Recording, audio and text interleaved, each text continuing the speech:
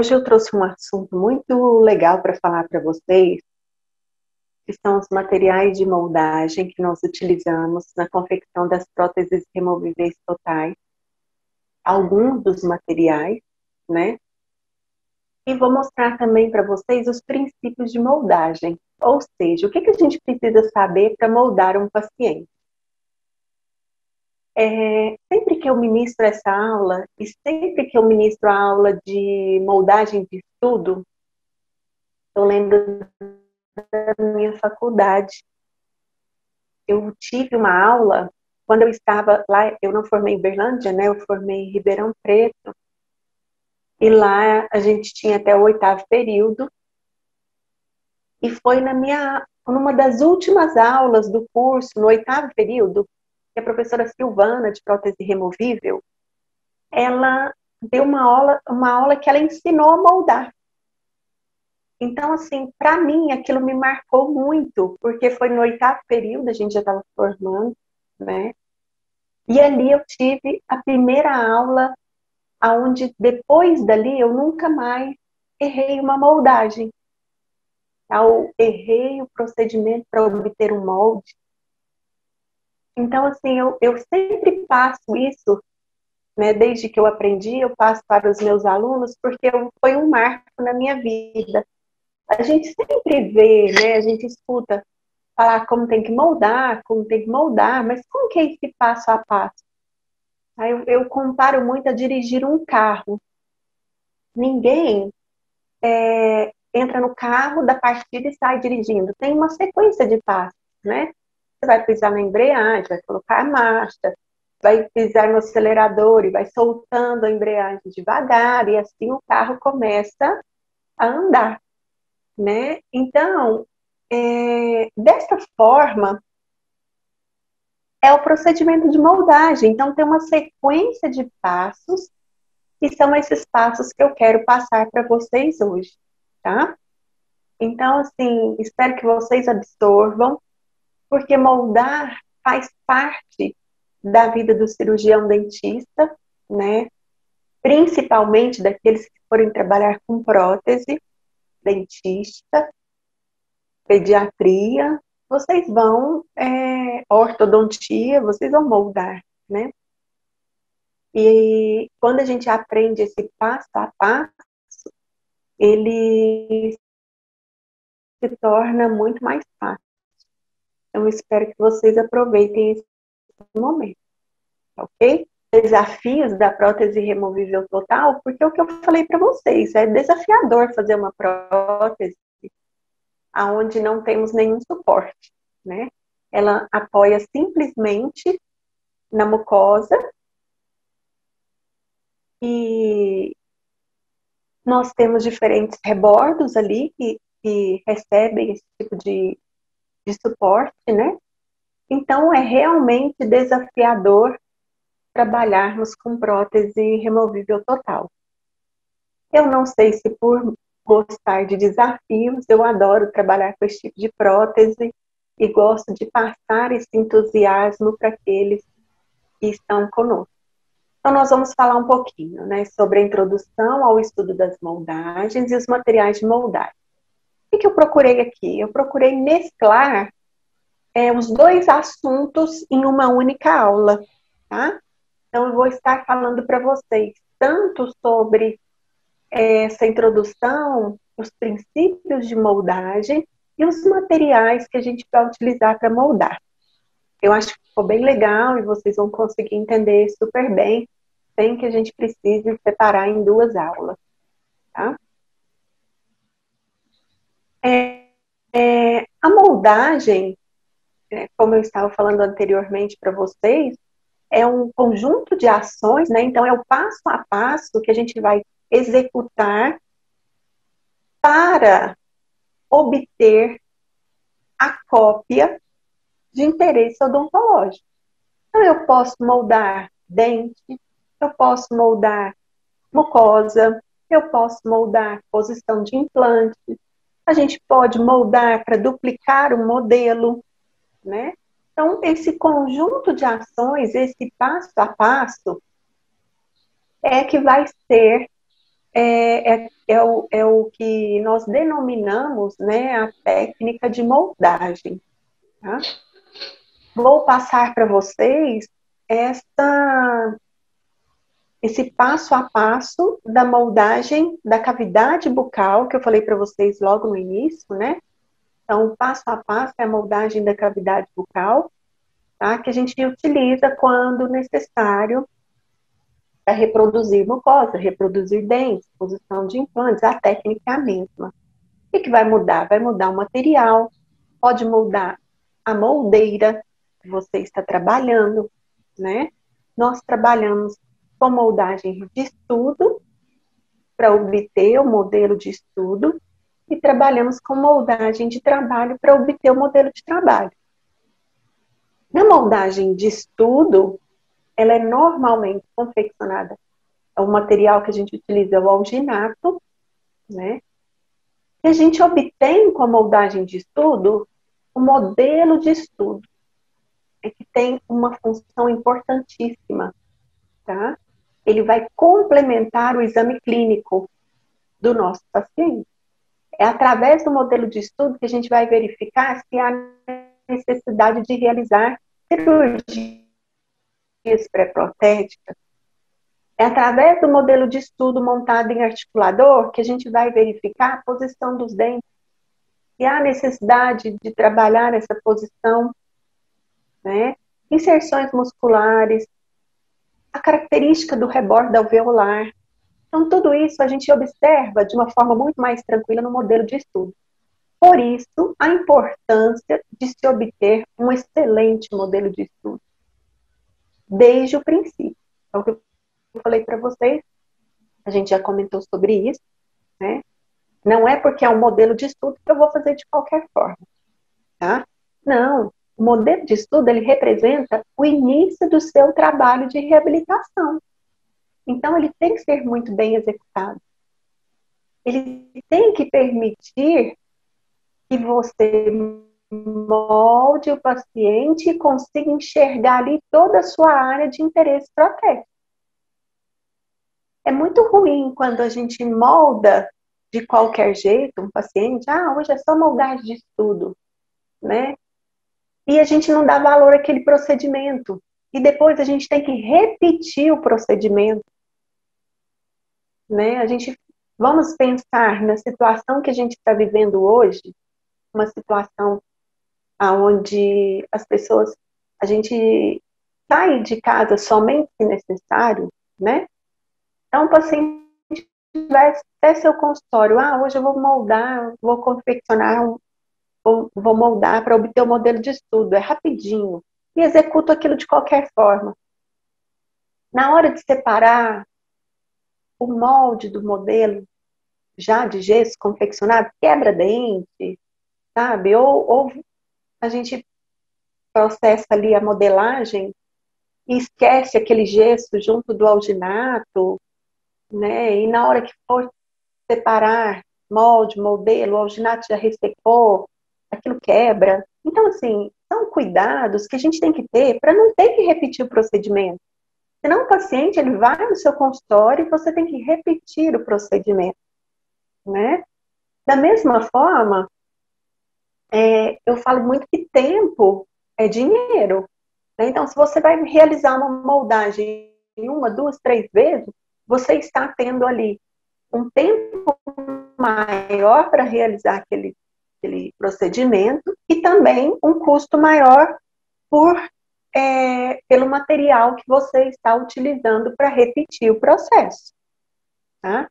Então, o ideal é a gente aprender a moldar, aprender esse passo a passo, aplicar esse passo a passo na nossa rotina. Então, eu espero que o que eu passar para vocês hoje, vocês guardem com muito carinho e sempre que vocês forem moldar um paciente, dá uma olhadinha nessa aula para lembrar o passo a passo de como executar, tá? Quando nós voltarmos às nossas aulas presenciais, então, professora, eu quero recordar aquele passo a passo da moldagem, eu passo para vocês com o maior carinho, sem problema nenhum. Eu acho que é muito importante aprender um procedimento que vocês vão executar para sempre na vida profissional de vocês, tá ok? Então, como eu estava falando, nós temos a moldagem de estudo, que nós podemos utilizar materiais e moldeiras específicas para esse momento, e a moldagem de trabalho também, nós temos moldeiras e materiais específicos para esse momento. Vocês vão ouvir eu falar nesse nosso momento hoje, né, que os materiais de moldagem para obtenção dos modelos de trabalho normalmente são materiais que promovem uma riqueza de detalhes melhor.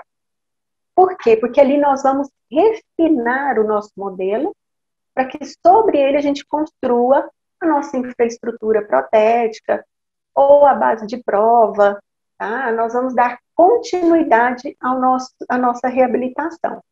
Então, os materiais, eles possuem uma boa estabilidade dimensional, tá? Eles alteram muito menos quando comparado ao alginata, né? E promovem aí uma excelente reprodução da região de interesse. Então, nós vamos começar falando sobre os moldes, né? O que é o molde? O molde é a cópia negativa, ou seja, o molde é aquilo que eu coloco na moldeira, levo em posição na cavidade bucal, aguardo a presa do material e removo, né? Então, o molde é essa cópia negativa, e sobre ela nós vamos realizar modelamento do gesso para obter um modelo de estudo. Então, sobre o molde, nós também podemos obter um modelo de trabalho. Então, nós temos aqui diferentes moldes, né, com pasta zinc eugenólica, com silicona. Aqui nós temos um molde de alginato, que a gente utiliza quando vai moldar a face do paciente. Depois a gente coloca o gesso, eu não sei se vocês sabem, mas o gesso, ele também é um material que já foi utilizado como material de moldagem, tá? Tem poliéter, polissulfeto. Então, nós vamos falar um pouquinho sobre cada um desses materiais para você, ok? São materiais que a gente pode utilizar para obter o molde. O primeiro deles, clássico, utilizado aí na odontologia, é o alginato, né? O surgimento do alginato, ele revolucionou o procedimento de moldagem, né, por ser um material elástico, um material que a gente pode utilizar tanto na moldagem quanto de duplicação. Então, nós vamos duplicar uma prótese. A gente pode duplicar utilizando alginato, tá? Uma técnica de clonagem. Esses assuntos vocês vão ouvir provavelmente lá na optativa de Atache. Então, ele é um material muito prático de ser utilizado, né? Mas ele tem as suas limitações, tá? Quais são as limitações mais importantes do alginato? Primeiro, que ele não reproduz com muita clareza os detalhes. Ele é ótimo, ele molda muito bem, tá? Mas se eu quero uma reprodução mais fina de detalhes, o alginato ele não serve. Tá? Outro problema do alginato. O alginato, ele sofre um processo de cinérese e embebição. Né? Então, o alginato, quando removido da cavidade bucal, com aproximadamente 10 minutos, ele começa a sofrer alteração dimensional se ele não for protegido por um umidificador, ou um papel toalha umedecido, ou um saquinho plástico que a gente coloca o molde ali dentro e ele é armazenado, tá?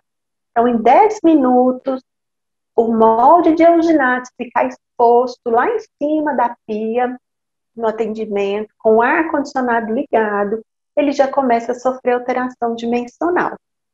E para alguns casos, principalmente quando a gente trabalha com armação de PPR, né, que às vezes a gente molda com alginato, eu preciso cuidar deste molde para que ele não sofra esse processo de cinérese, né?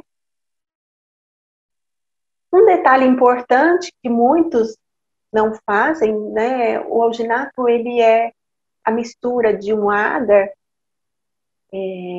composto inclusive por algas marinhas, e a gente, quando misturado em água, ele forma um gel. A gente precisa, antes de começar a trabalhar com alginato, manipular ou sacudir aquele pote para que todas as partículas se misturem, para que eu tenha um pó mais leve e dali eu faço a medida do pó e do líquido, tá? Então a gente sempre tem que fazer uma manipulação antes de dosar o pó e o líquido. A proporção é de 1 para 1, né, do pó e do líquido. E a gente sempre ouve falar que o alginato a gente tem que colocar primeiro o líquido para depois colocarmos o pó. O que acontece? Eu vou citar um exemplo para você. Eu acho que já aconteceu com todo mundo. Que foi tomar um cappuccino, ou foi tomar um leite com Toddy, colocou o pó primeiro, depois colocou a água ou o leite.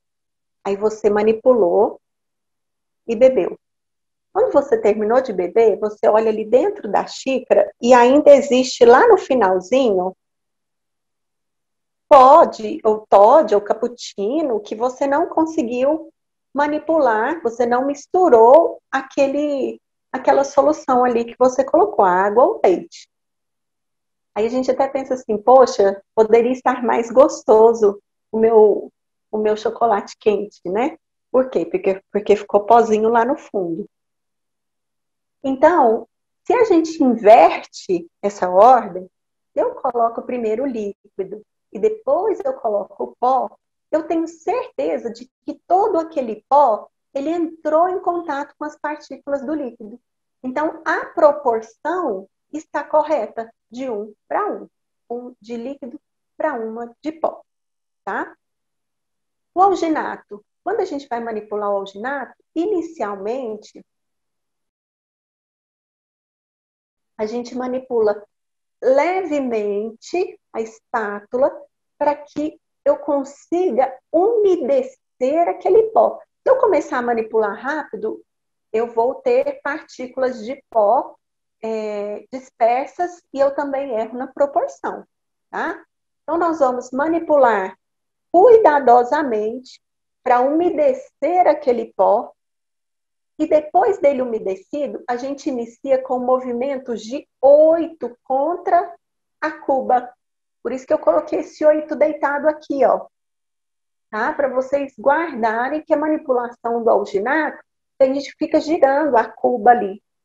E o modo mais fácil e correto da gente manipular o alginato, que a gente gasta menos energia, é com movimentos de 8. Eu não sei se vocês estão conseguindo acompanhar a minha mão. Então, vou para lá e volto. Vou e volto. Dessa forma, a espátula ela vai pressionar o alginato contra as paredes do grau de borracha. Eu vou quebrar as partículas do alginato e dessa forma eu obtenho, então, uma massa mais lisa, uma massa mais uniforme. Eu vou melhorar a qualidade, consequentemente, do meu molde. Tá? Então, são essas as características principais do alginato que a gente precisa guardar. Um detalhe importante, quando eu falei para vocês da cinérese, lá, que o alginato pode sofrer alteração dimensional, né? A gente tem que tomar muito cuidado, porque é muito comum na clínica a gente observar os alunos, eles pegam ali 5, 6 folhas de papel toalha, embola aquilo tudo, umedece e coloca lá dentro da moldeira. Não, assim eu tenho certeza que está umedecido. Gente, não precisa disso. Se você pegar um saquinho plástico, colocar o seu molde lá dentro e grampear o saquinho plástico, ali dentro eu já tenho um ambiente que controla a umidade. tá? Por que que eu não gosto que coloque aquele tanto de papel toalha dentro do molde? Porque você pode alterar o seu molde. O alginato é um material frágil, tá? Ele não tem uma resistência ao rasgamento. Então, você faz aquela bola de papel e preenche ali dentro, pressiona, você já pode provocar uma alteração do seu molde, tá? Ah, eu não tenho saquinho plástico, então o que que eu vou fazer? Pega uma folha só, uma folha de papel toalha é o suficiente para você envolver o seu molde e armazenar, tá? O cuidado especial para quem for morar em regiões muito quentes. Ah, isso já aconteceu quando a gente ia ministrar os cursos de especialização. Teve uma vez que eu estava no Mato Grosso, Cuiabá, uma região muito quente, eles falavam que tinham muito problema com a armação metálica de prótese parcial removível. Então eu falei, pessoal, vamos tentar mudar o meio de transporte do molde, tá? Porque às vezes o protético, o boy, ele vai passar em várias regiões, vários dentistas, vai pegar vários moldes para chegar até o laboratório. Tá? E às vezes ele coloca dentro de uma mochila que ele leva nas costas, né? Então a sugestão para lá foi que arrumássemos uma caixa de isopor. Aí o que que a gente pode fazer? É, condicionar os moldes ali dentro daquela caixa de isopor, em saquinhos separados, etiquetados, porque aí o transporte vai expor um risco menor àquele meu molde, tá? Então nós temos que tomar cuidado desde o procedimento de moldagem até o transporte do molde para o laboratório. Na universidade, a gente tem uma vantagem muito grande, porque o nosso laboratório fica a degraus de uma escada, né? Então, muito próximo. A gente molda e leva lá rapidamente. Quando vocês forem trabalhar, ter o consultório de vocês, pode ser que vocês precisem adotar esses recursos, tá? Um cuidado a mais com aquele trabalho que vocês estão produzindo. Então, vamos lá. A moldagem com o alginato, né? Nós vamos seguir as recomendações do fabricante, então, respeitar essa proporção e essa manipulação indicada pelo fabricante, proporção de 1:1, manipulação de 8. Tá? Um detalhe importantíssimo, sempre utilizar a espátula e a cuba limpas. Se vocês observarem essa figura que eu coloquei aqui para vocês, vocês vão ver que tem mistura de alginato que geleificou e eu tenho pó de alginato esparramado aqui. O que significa isso? O profissional não umedeceu todo aquele pó que estava ali na mistura, né? Não manipulou corretamente, não usou a espátula adequada. Olha, isso aqui é uma faca para gesso. Então, a gente não consegue manipular o alginato quando eu utilizo uma faca para gesso. E muitas das vezes, o que que o profissional faz? Ele vai lá, raspa essa cuba, joga o resíduo no lixo e não lava. Pega uma nova porção e coloca aqui. O que que acontece? Esse alginato, ele vai ter uma aceleração no seu tempo de presa, tá? Porque a cuba suja com essas partículas de alginato que eu tenho ali, elas vão acelerar o tempo de presa do alginato. Então, muita gente erra e fica repetindo várias vezes.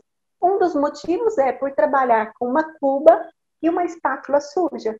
Então, você errou, vai precisar repetir. O que que nós vamos fazer? Nós vamos limpar, joga o resíduo no lixo, lava, seca, e aí eu tenho como manipular uma nova porção. Ah, um detalhe legal para quem trabalha no consultório, né? Quando eu trabalhava no consultório, eu sempre tinha 2 cubas e 2 espátulas. Quando era o procedimento de moldagem de paciente, eu utilizava uma cuba e uma espátula para moldar o arco superior, uma cuba e espátula para moldar o arco inferior, para ganhar tempo, tá? Então, se você não quer lavar ali naquele momento, não quer perder tempo, então você pode ter 2 cubas, 2 espátulas, a sua auxiliar ela vai estar ali para te ajudar. Terminou o procedimento, ela vai encarregar de fazer a limpeza para você, tá? Mas, gente, errou, precisa repetir? Tem que ser cuba, espátula limpa. Senão vai acelerar o tempo de presa, tá? Muito se falam para utilizar uma água mais fria, né, para retardar o tempo de presa. Eu, particularmente, não gosto muito desse detalhe, por quê? Porque eu acho que uma água fria, se ela atrasa muito, se ela retarda muito o tempo de presa, é muito desconfortável a gente ficar com aquela massa na boca da gente. Então, o que é o ideal? O ideal é você criar a habilidade técnica para trabalhar com alginato, respeitando a indicação do fabricante, tá? Você vai ganhar agilidade no procedimento e tudo vai se tornar mais rápido e mais fácil. Então, é habilidade técnica. Esse é o segredo, né? Aglutinar todo o pó. Então, se a gente proporcionou 2 porções, eu vou aglutinar todo aquele pó. E um detalhe importante, se eu estou trabalhando com 2 porções, eu tenho que limpar a cuba assim que o alginato foi manipulado e colocar as 2 porções na moldeira. Tem muita gente que erra também, por quê? Porque manipula 2 porções, mas na hora que vai colocar na moldeira, vai ali correndo porque aquilo está tomando presa e começa a desesperar, né? E acaba que não preenche a moldeira com material suficiente, leva à boca do paciente e falta material. Então a gente erra porque faltou material, tá? Então, se você vai manipular 2 porções, utilize as 2 porções. Se você vai manipular 3 porções, utilize as 3 porções. E um detalhe importante para a gente encerrar o alginato, né? Nós vamos levar a cavidade bucal e quanto mais tempo ele permanecer na boca, menor a distorção. Tá? Então, todo mundo fica desesperado, né? Para o alginato tomar presa logo para tirar aquilo correndo da boca do paciente. Gente, todo o material de moldagem serve para todos. O material tomou presa, espera mais um pouquinho, tá? Porque ali tem uma série de reações químicas acontecendo. Então, se eu tiro com muita rapidez, né? Eu posso provocar alterações no meu molde, tá? Então, não há essa necessidade dessa correria. Tomou presa? Espera um pouquinho. Tá? A remoção de todos os moldes, a gente tem que tentar evitar ao máximo movimentar o molde, né, para fazer essa remoção, justamente para evitar essa alteração dimensional, né? E daí a gente obtém ali um molde, consequentemente um modelo de qualidade, ok? Vamos falar agora sobre a pasta de óxido de zinco eugenol. A pasta de óxido de zinco eugenol, ela é um material de moldagem também muito utilizado nos nossos procedimentos, tá? Para moldagem de trabalho. Então, a pasta, nós trabalhamos com o sistema pasta-pasta, tá?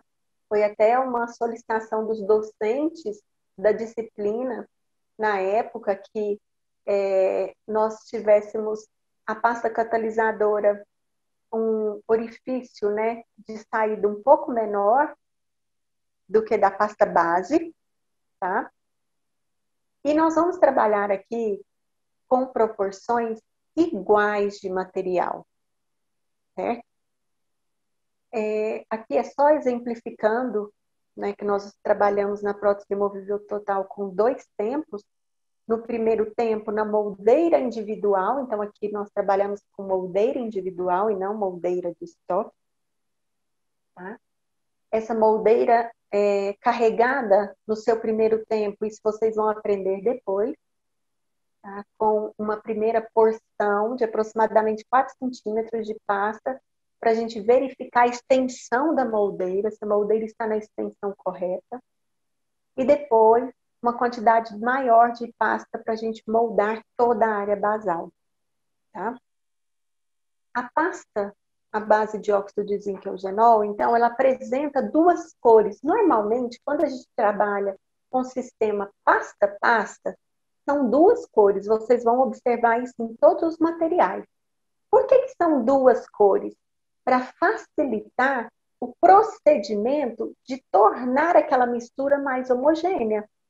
Então, se eu tenho uma pasta vermelha e uma pasta branca, eu preciso de ter uma mistura rosa, um rosa homogêneo.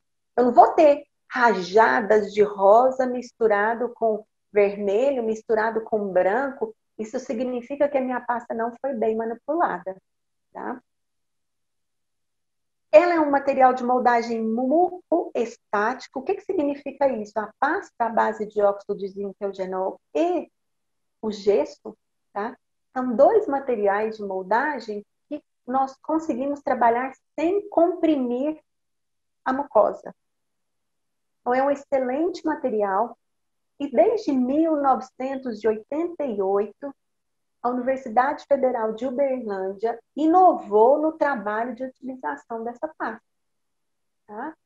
O professor Vanderlei, com sua equipe, naquela época, estava desenvolvendo no seu mestrado como trabalhar a pasta de zinco, de óxido de zinco eugenol, qual a melhor etapa para se levar a pasta na cavidade bucal. E a partir dos estudos naquela época, foi desenvolvida uma técnica de moldagem onde a gente não trabalha com a Godiva. Diferente de grandes universidades do Brasil, né, a maior parte do Brasil ainda trabalha com a Godiva no primeiro tempo, para verificar os limites da extensão da moldeira. Aqui na Universidade Federal de Uberlândia, a gente trabalha com a pasta zinco eugenólica nos dois tempos, tá? Para verificar a extensão do bordo e também para a moldagem de toda a área chapeável. Então, é uma inovação. Esse trabalho está publicado. Depois, se vocês quiserem, eu posso passar uma cópia para vocês, o capítulo do livro, para que é bastante esclarecedor e auxilia tanto no processo de moldagem de estudo quanto de moldagem funcional.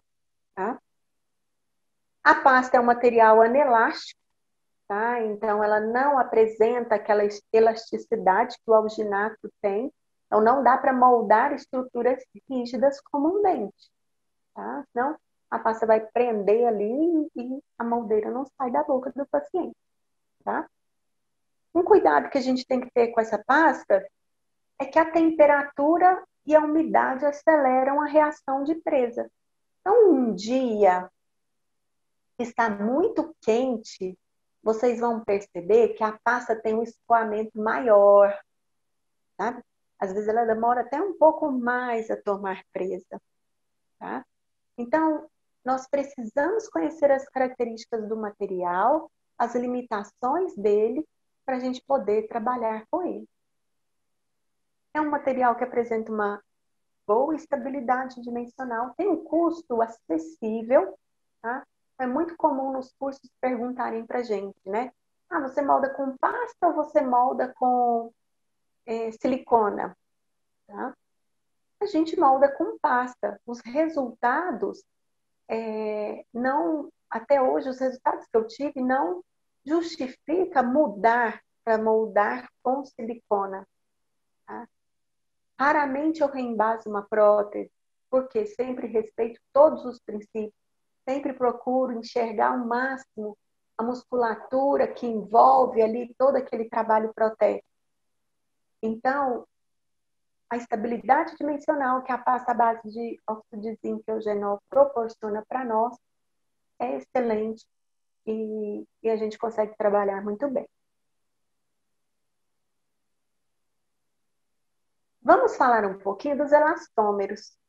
Os elastômeros, eles surgiram a partir da Segunda Guerra Mundial, né? Os polímeros borrachoides, eles têm uma excelente reprodução de riqueza de detalhes, tá? E o primeiro material que eu vou mostrar para vocês aqui é o polissulfeto. É uma mercaptana, também sistema pasta-pasta, duas cores diferentes, para a gente visualizar aquela massa, né, homogênea, o resultado de uma massa homogênea. E uma grande vantagem do polissulfeto é a alta resistência ao rasgamento. Isso é uma grande vantagem desse material. Tá? Eu não sei se vocês já moldaram casquete com poliéter, né? Às vezes a gente pega o casquete, coloca o poliéter ali dentro e eu pressiono fortemente o casquete contra o preparo do dente. E essa pressão faz com que fica lá na junção casquete, término do preparo, uma bordinha muito fina e às vezes ela pode rasgar. Porque vocês vão ver que o poliéter ele não tem uma resistência ao rasgamento quando comparado com o polissulfeto. Qual que é o problema do polissulfeto? Ele tem um odor desagradável. Tá? É a maior, assim, é uma desvantagem deste material, mas é um excelente material de moldagem. Tá? Isso aí vocês podem utilizar tranquilamente, é um material gostoso de utilizar, ele não é muito rígido, hein? Então é fácil remover da cavidade bucal do paciente. Tá? É um material bem legal, bem bacana. As siliconas. Nós temos siliconas de adição e siliconas de condensação. As siliconas, elas têm a parte densa e a parte fluida, né? Nós, quando vamos trabalhar com silicona, primeiro nós moldamos com a silicona densa para individualizar aquela moldeira para o paciente e depois manipulamos a silicona leve, realizamos uma segunda moldagem aí como função de material complementar, ou seja, ela vai complementar a obter ali a riqueza dos detalhes, tá? Então, é um sistema de pasta e ativador. A silicona é um material, assim como os outros elastômeros, se a gente guarda ela numa geladeira, por exemplo, a gente aumenta um pouquinho o tempo de presa daquele material, tá? Sem comprometer a resistência e sem envolver na estabilidade dimensional daquele material, tá? Mas a silicona é um material gostoso de trabalhar, tem um bom tempo de trabalho. O que a gente tem que fazer é respeitar a proporção do fabricante, né, o que o fabricante solicita, e aí a gente vai obter excelentes moldes. Existe uma técnica chamada técnica mista, aonde eu posso, em um único tempo, né, aonde em um único tempo eu manipulo a silicona densa, o meu auxiliar manipula a leve, a gente coloca a densa na moldeira, coloca a leve e leva tudo junto. Também é uma forma de trabalhar com silicona e obter excelentes resultados, tá? A silicona de adição é um dos avanços que a gente tem nessa questão dos avanços mais recentes, né, que a gente tem em relação aos materiais de moldagem e também a riqueza de detalhes que ela produz, né? O pessoal que trabalha com pessoal da dentística, né, que trabalha ali com preparos, facetas, utilizam muita silicona de adição para obter ali a riqueza de detalhes nos seus procedimentos. Okay? Os poliéter. O poliéter, como eu falei para vocês anteriormente, ele é um material que ele vai apresentar uma baixa resistência ao rasgamento quando comparado com o polissulfeto, tá? Mas ele é um material que possui uma excelente estabilidade dimensional. Ele também é pasta, ativador, são duas cores diferentes para facilitar ali para a gente a mistura, né? Então eu consigo visualizar ali se eu consegui obter uma mistura homogênea, tá? E uma grande vantagem dele é que permite vazamentos de vários modelos. Então, caso eu tenha essa necessidade de de um único molde, obter vários modelos, o material de moldagem de eleição para aquele momento é o poliéter. Posso utilizar um poliéter para moldar a prótese removível total? Podemos aqui, ó. Tá? Só que não tem a necessidade. A pasta zinc eugenólica, ela serve para todos os tipos de rebordo e ela proporciona uma excelente fidelidade de cópia. Como tem um custo mais baixo, então acaba que a gente economiza mais um pouco, né? O que é importante? Trabalhar com poliéster é mais fácil do que trabalhar com pasta zinc eugenólica? Talvez seja, tá?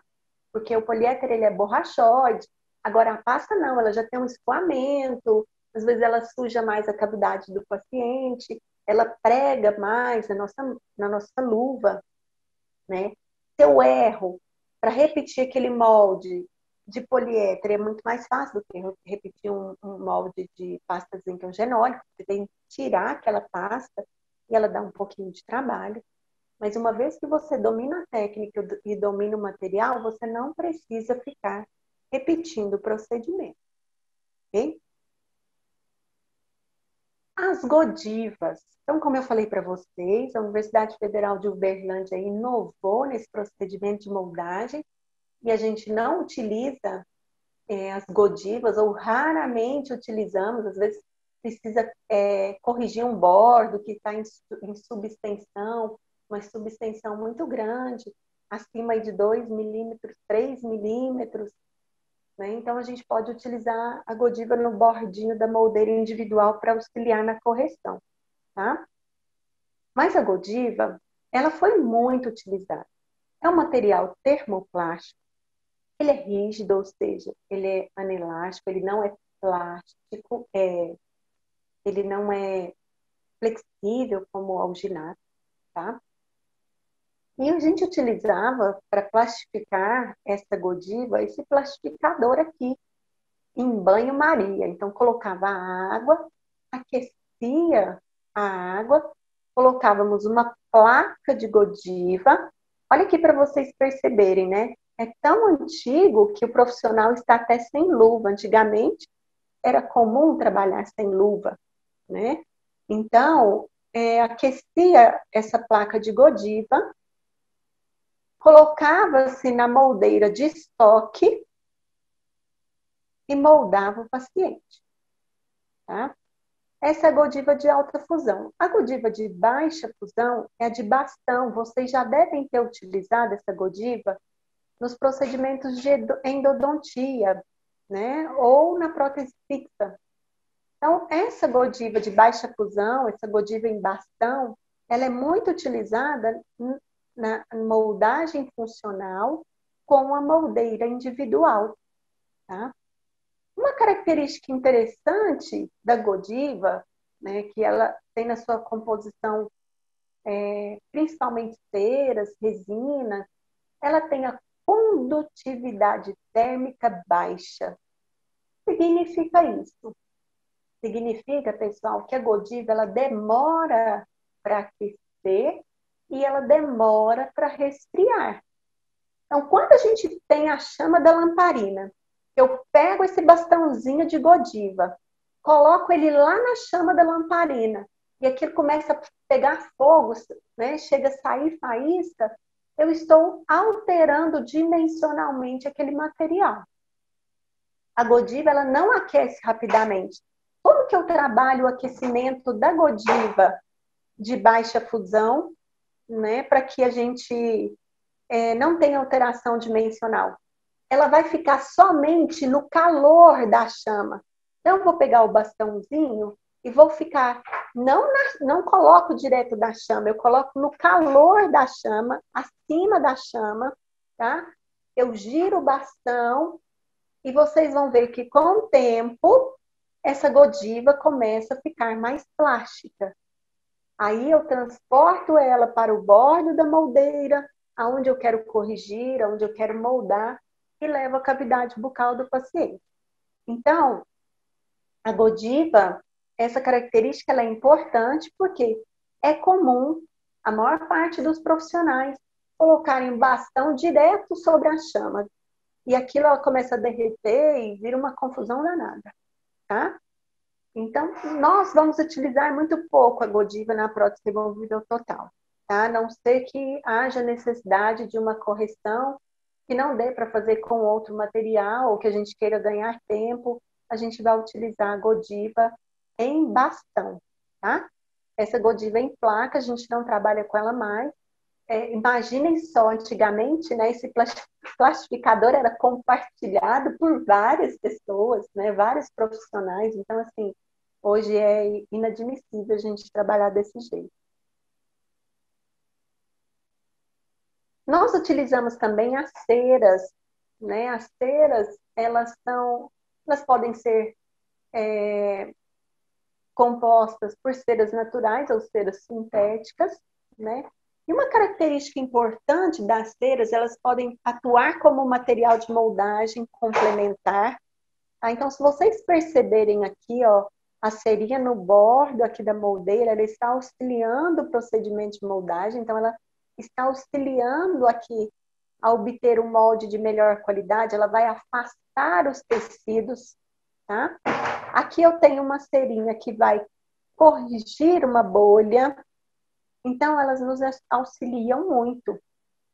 E a cera, normalmente, ela tem pigmentos com a finalidade de proporcionar um contraste. Como assim? Eu vou citar um exemplo muito importante para vocês desse contraste. Quando a gente está fazendo um plano de orientação, a gente faz um plano de orientação em cera, tá? E essa cera, ela é levada sobre a base de prova cavidade bucal do paciente, a gente coloca em posição e o paciente vai sorrir. O que eu estou vendo em cera é o que eu vou ver em dente, tá? Então, são detalhes importantes. Quem vai trabalhar o protético, por exemplo, que vai trabalhar ali na construção de um casquete, né? E ele vai refinar os bordos com a cera ali no troquel. Então, essa cera precisa ter cor para facilitar essa visualização dessas interfaces. Ok? O modelo.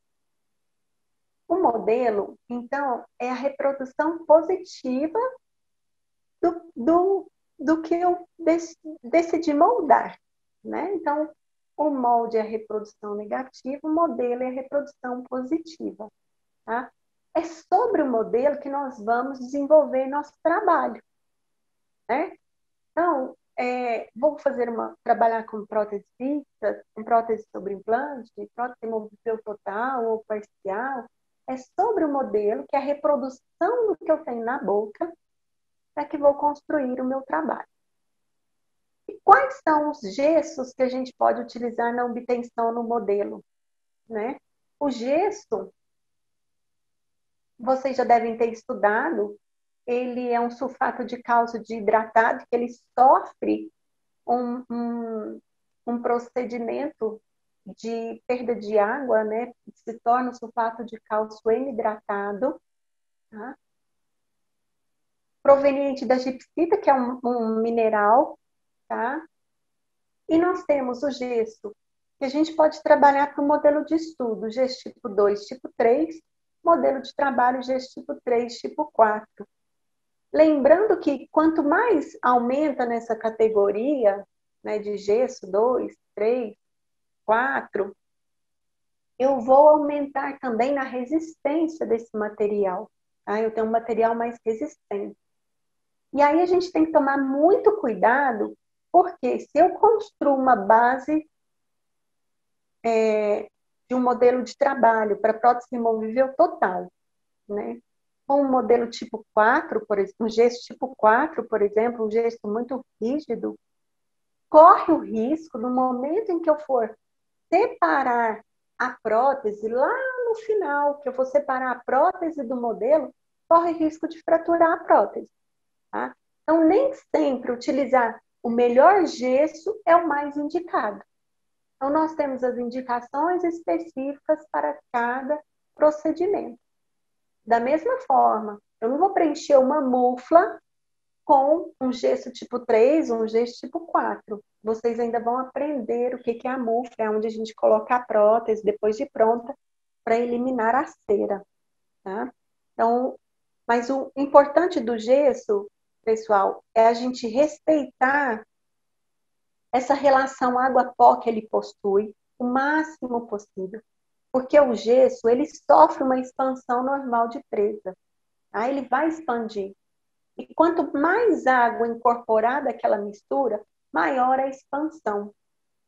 Então, se eu faço um gesso muito mole, né, que eu não respeito essa proporção determinada pelo fabricante, eu vou estar ali já provocando uma alteração dimensional que pode ser considerável para o meu trabalho, tá?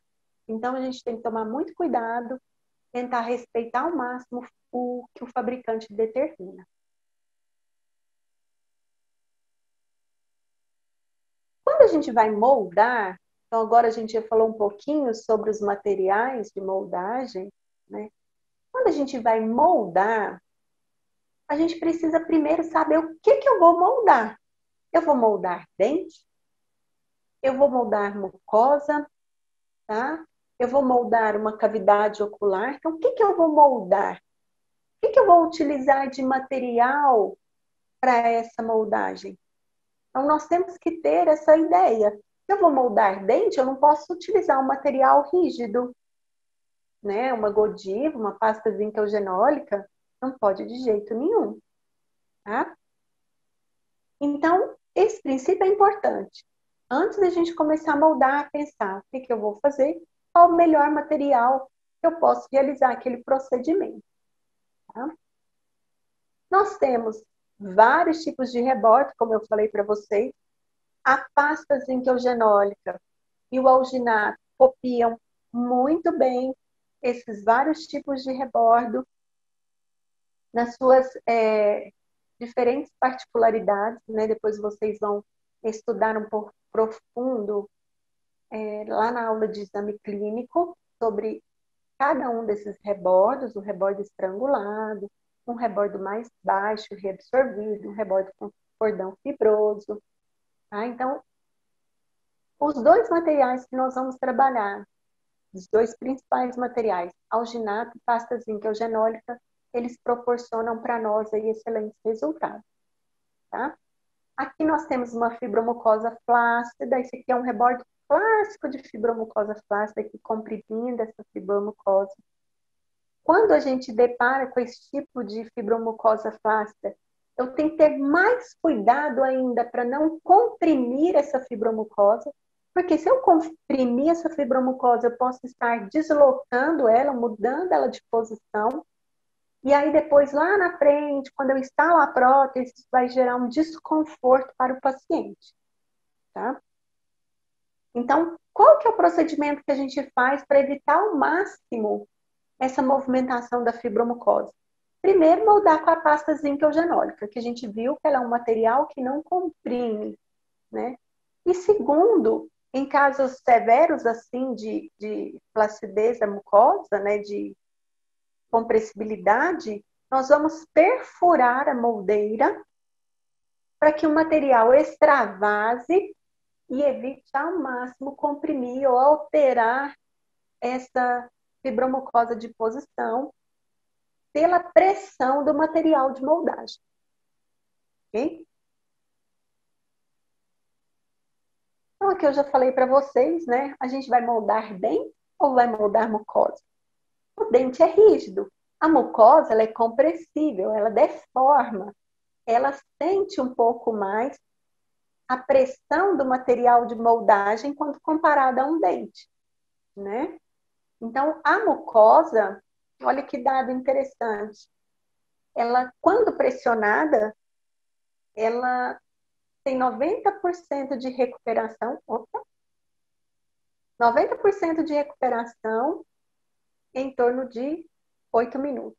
E a recuperação total daquele tecido em aproximadamente 4 horas. Então, assim, o ideal era a gente nem errar, né? Vai moldar, molda uma vez só, tenta não errar. Até em função dessa compressão que é exercida na mucosa e ela cessa com essa compressão. Tá? Ela apresenta uma resistência a esse material que é levado à cavidade bucal. Dando continuidade aos desafios da prótese removível total, nós vamos falar agora sobre os sucessos nos procedimentos de moldagem. Então, aqui agora vem um pouco dos princípios de moldagem, tem algumas coisas que a gente tem que seguir, um passo a passo que a gente tem que seguir para obter o sucesso. Como obter, então, o sucesso nos procedimentos de moldagem? Aqui vai a dica, né? O pulo do gato que eu falei para vocês, que eu quero que vocês guardem com muito carinho para nunca mais errar, tá? A primeira coisa, quando a gente molda, os dentes têm que estar limpos. Tá? Então, às vezes o paciente está lá na recepção e come uma bolacha, ele come um pão de queijo, e ele entra sem escovar os dentes. Na hora que você vai moldar, aquele resíduo alimentar, ele sai todo no molde. Então, a primeira coisa que a gente precisa fazer é ter os dentes limpos. Ou solicita o paciente para escovar os dentes antes de entrar para o consultório, tá? Ou você faça a limpeza antes de moldar. Casos que apresentam também muito cálculo supragengival, né? A gente tem que limpar primeiro antes de moldar, porque senão não tem uma reprodução precisa daquela área, daqueles dentes, principalmente quando envolve dente, tá? Outro detalhe importante é a posição do paciente e do operador. O paciente, ele tem a posição correta e o operador também. Eu vou mostrar para vocês daqui a pouco qual que é a posição do paciente e qual é a posição do operador para o procedimento de moldagem, tá? Então, a gente precisa respeitar essa posição, principalmente nós, operadores. Tá? Se você fica numa posição incorreta, o que vai acontecer? No final do dia, você está com dor nas costas, você está super cansado e não sabe o que está acontecendo. Tá? Então, a posição do paciente e do operador é muito importante. Seleção da moldeira. A seleção da moldeira e a individualização da moldeira. A seleção da moldeira, ela está relacionada com o tamanho da moldeira. Tá? Eu tenho a moldeira pequena, média e grande. Depois, na aula de moldagem de estudo, vocês vão ver um pouco mais sobre essa seleção de moldeira, quais os limites da moldeira, tá? Mas é importante a gente selecionar a moldeira que mais se aproxima daquele tamanho, daquele reborde. E a individualização dessa moldeira é realizada com cera. A cerutilidade. Nós temos a técnica de moldagem para maxila e a técnica de moldagem para a mandíbula. Então, vou mostrar para vocês o passo a passo para moldar a maxila, o passo a passo para moldar a mandíbula. E o domínio do material de moldagem é o que eu já falei para vocês, né? A gente precisa conhecer o material que a gente está trabalhando, a proporção do material, o tempo de trabalho que ele apresenta, para que assim a gente obtenha sucesso do início ao fim no nosso procedimento. Então vamos lá, posição do paciente e do operador.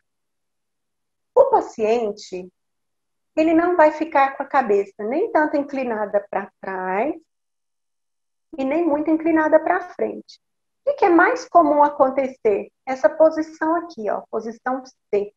O paciente fica com a cabeça inclinada para baixo e a nossa tendência é curvar ainda mais para tentar enxergar o que a gente vai fazer. Então, muito cuidado, tá? O paciente sentado, olhando para o horizonte, uma posição confortável, para que a gente possa iniciar o procedimento de moldagem. A posição do paciente e do operador para moldar a maxila. Então, aqui começam as dicas para vocês, tá? Para moldar a maxila, eu tenho aqui o paciente e o operador, ele vai estar atrás do paciente. Essa é a posição inicial para moldar a maxila. O operador, ele se posiciona atrás do paciente. Para moldar a mandíbula, o operador, ele vai se posicionar na frente do paciente. Dessa forma, ele trabalha ergonomia, não tem dor nos braços, tá? Trabalha tranquilamente. Então, vai moldar a maxila, posiciona atrás do paciente, vai moldar a mandíbula, posiciona na frente do paciente. Seleciona a moldeira. Lembra que eu falei para vocês da cerinha, né? Que ela vai individualizar a moldeira? Então, olha só. Aqui a moldeira está selecionada.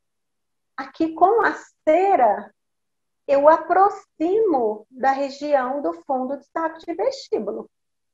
Tá? Então, eu aproximo, eu vou auxiliar o meu procedimento de moldagem. As chances de errar são menores. A técnica de moldagem para a maxila. Então, lembra que eu falei para vocês do passo a passo para a gente moldar a maxila. O que a gente vai fazer? Posicionado atrás do paciente, com o dedo indicador eu vou tracionar a comissura labial do paciente, tá? Com a mão oposta, eu vou segurar a moldeira e eu vou suavemente afastar a comissura labial do lado oposto.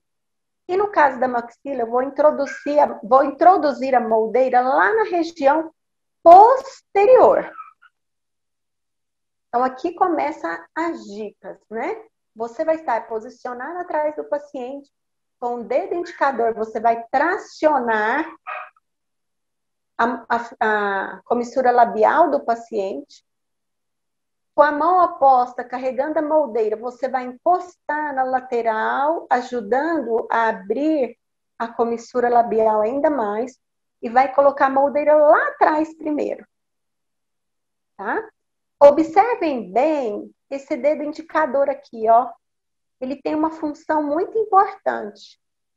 Qual que é a função? A partir do momento que eu começar a trazer a moldeira para a região anterior, esse dedo indicador também vem para a região anterior para afastar este lábio.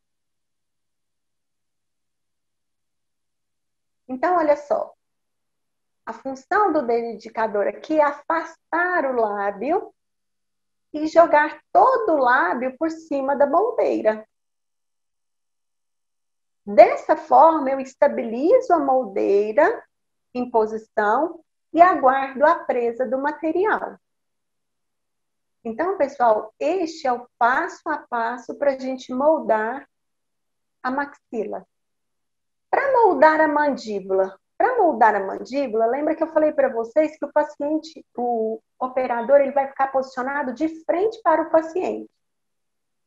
Da mesma forma, com o dedo indicador, ele vai tracionar a comissura labial.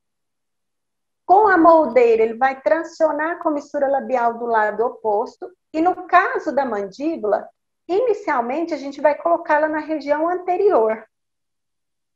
A gente coloca ela posiciona ela a moldeira na região anterior. Ela sempre tracionando o lábio de um lado primeiro, do outro lado primeiro. Quando eu tracionei esse lado aqui, ó, tracionei o lábio, coloquei sobre a moldeira, estabilizei a moldeira. De cá a mesma coisa, tracionei o lábio e agora eu vou estabilizar a moldeira deste lado. Até aqui é só para encaixar na região anterior, tá? Vou solicitar que o paciente levante a língua. Então, ela está estabilizada? Ah, eu consigo segurar ela tranquilamente? Consigo segurar. Então, agora a gente vai solicitar para o paciente levantar a língua. Quando ele levanta a língua, é que eu comprimo ela na região posterior. aqui é o pulo do gato. Então, sempre que a gente vai moldar o arco inferior, eu tenho que pedir para o paciente levantar a língua para que depois, somente, eu faça a compressão na região posterior. Aí, gente, o material vai escoar e vai ficar aquele molde maravilhoso. Eu garanto para vocês que não tem erro. Se vocês seguirem esse passo a passo, os moldes de vocês vão ficar lindos. Chuchuzinho, tá? Olha aqui. Por que que olha, se a gente observar, gente, coitado desse paciente. Aqui a gente vê que ele já está sendo moldado pela segunda vez. Vocês conseguem perceber isso? Moldeira suja. Pelo menos segunda vez, né? Moldeira suja, cavidade bucal do paciente está suja. O que está acontecendo aqui? Alguém sabe me falar por que que aqui não está dando certo? A moldeira é maior do que o paciente, a boca? Não, aqui Tem muita cera? não. Sabe o que que acontece aqui nesse caso? É o erro clássico que eu mostrei para vocês lá no passo a passo, que eu posso até voltar para vocês verem. Ele está tracionando a comissura labial e posicionando a moldeira do mesmo lado. Deixa eu voltar aqui para vocês verem a diferença. Olha aqui, ó. Eu traciono de um lado, aqui mostra ainda mais. Eu traciono de um lado e apoio a moldeira na comissura labial do lado oposto. O que que ele fez lá? Ele tracionou e posicionou a moldeira desse lado de cá. Aí o que que acontece? A outra parte da moldeira fica fora da boca e começa aquela confusão, aquele desespero para a gente tentar encaixar a moldeira em posição. Então, qual que é o segredo? É tracionar as comissuras labiais dos dois lados. Um lado com o dedo indicador, o outro lado apoiando a moldeira ali. Tudo bem? Vou mostrar para vocês lá. Olha aqui. Olha lá, ó. Ele está do mesmo lado, tracionando a mucosa, apoiando a moldeira. O paciente, coitado, ainda quer ajudar. O que que ele faz? Ele abre a boca ainda mais. Quando ele abre, gera uma tensão nessa região, aí que a gente não consegue introduzir a moldeira, tá? Então, se o paciente começa a abrir muito a boca, fala para ele, dá uma relaxadinha. E você vai trabalhar essas duas comissuras. Tracionar lábio, bochecha, comissura labial, isso aqui não machuca o paciente, tá? Eu já ouvi muitas vezes, às vezes o profissional erra porque não tracionou, né? Aí eu falo, mas por que você não tracionou o lado do paciente? Ai, professor, eu tenho dó. Gente, não machuca, faça esse teste em vocês, ó. Vocês vão ver que a gente pode tracionar toda essa musculatura de lábio, bochecha, e não vai machucar. Então, é melhor a gente tracionar e moldar uma vez só, moldar bem, né? E o paciente tem que ficar mais relaxado. Se ele vai querer te ajudar abrindo muito a boca, fala para ele, fala, não, pode relaxar, fica tranquilo. Então, aqui está errado, tá? Não dá certo. Tracionar dos dois lados, isso é muito comum. A gente erra muito, porque a gente não vê, tá?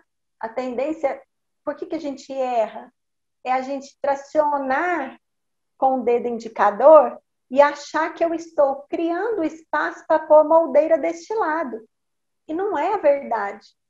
Tá? Eu traciono com o dedo indicador, mas eu apoio esse outro lado da moldeira aqui nessa comissura labial. Porque aí sim a moldeira entra passivamente. Tá? Para vocês terem uma ideia, teve uma vez que eu fui ministrar um curso em Uberaba e chegando lá,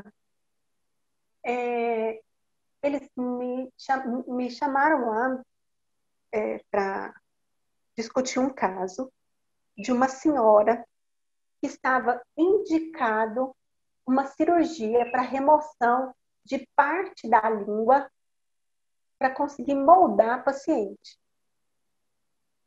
Eu nunca tinha ouvido falar aquilo, sabe? E eu assim, era noite, né? Eu fui pro hotel refletindo sobre aquilo e eu falava, meu Deus, mas como assim? Que mulher é essa, né? Que tem uma língua tão grande assim, que a gente não consegue moldar, que vai ter que fazer uma cirurgia para remoção de parte da língua.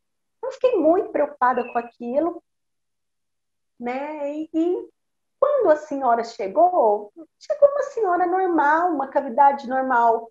O que acontece? Ela era um pouco obesa, tá? Não usava prótese, então a língua ocupa um espaço grande na cavidade bucal. E aí, mas ela era tranquilo, não tinha uma normalidade, porque eu estava pensando que eu ia me deparar com algo anormal, tá? Vendo aquela senhora ali, o que eu sugeri? Falei assim, gente, eu acho que o que a gente precisa fazer é aumentar essa cera aqui, mas na região lingual, por dentro ali na lingual, no bordo da moldeira por lingual. Aumentar a altura da cera. Porque como ela era obesa, eu precisava de mais cera para afastar, porque o alginato não consegue afastar os tecidos e a moldeira encaixar até lá embaixo. Da mesma forma, né, o alginato não tem resistência para fazer isso. E aplicamos esses princípios dessa técnica. Afasta de um lado, afasta do outro, levanta a língua. A hora que levanta, comprime. Agora relaxe, fecha um pouquinho a boca. Tá? Nós conseguimos moldar a paciente. Aí eu fiquei assim, por entender, entendeu? Porque como que já estava se indicando uma cirurgia, né? E o procedimento era moldar, simplesmente afastar tecidos. Então, o que a gente precisa saber? A gente precisa saber o que eu preciso obter naquele momento. Então, eu preciso de afastar tecidos. O material de moldagem, ele não vai conseguir afastar. Então, qual é o meu material auxiliar para obter esse afastamento? A cera. Ah, o paciente tem um palato profundo.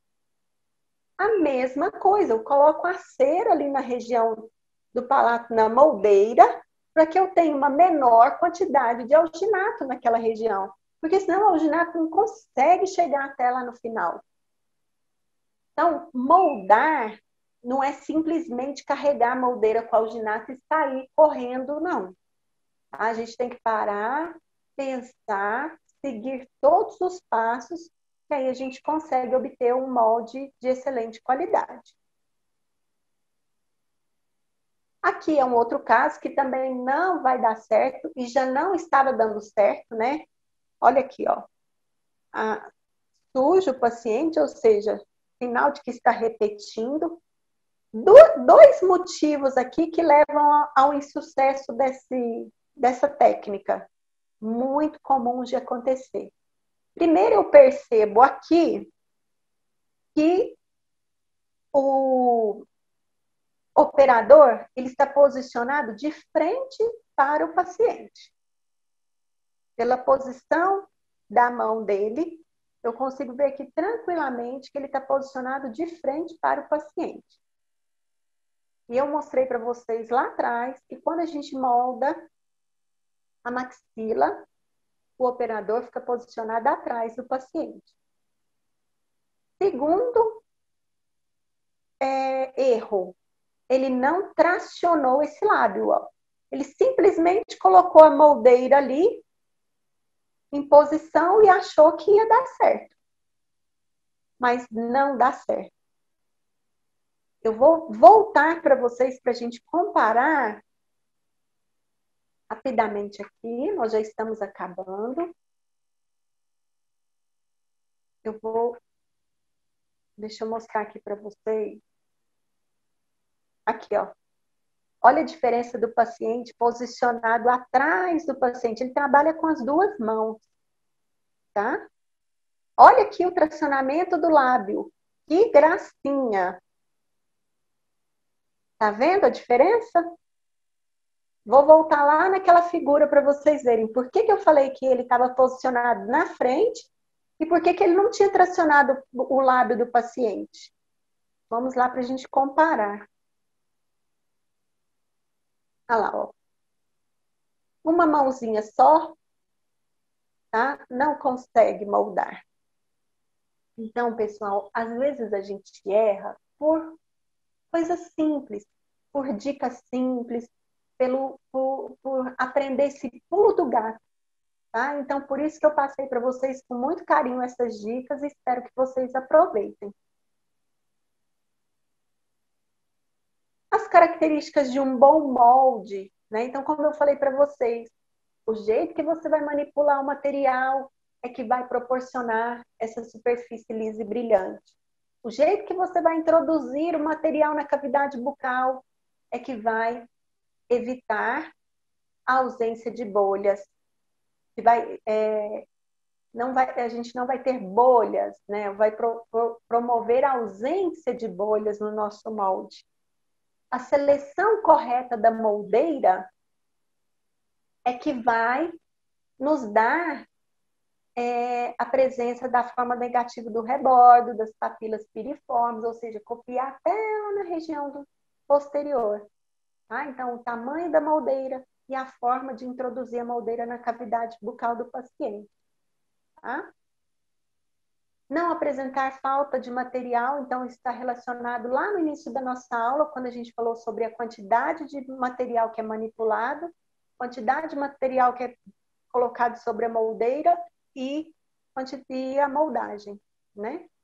Centralização correta e a cópia da conformação do rebordo superior de tuberosidade a tuberosidade, que também está relacionada à seleção da moldeira, tamanho correto, individualização com cera e o posicionamento da moldeira na região posterior. Nós podemos fazer a desinfecção de todos esses materiais, com exceção da pasta de óxido de zinco, que é o genol, nós podemos utilizar o hipoclorito, tá? Para todos. Tá? Muito simples, muito prático ter o hipoclorito.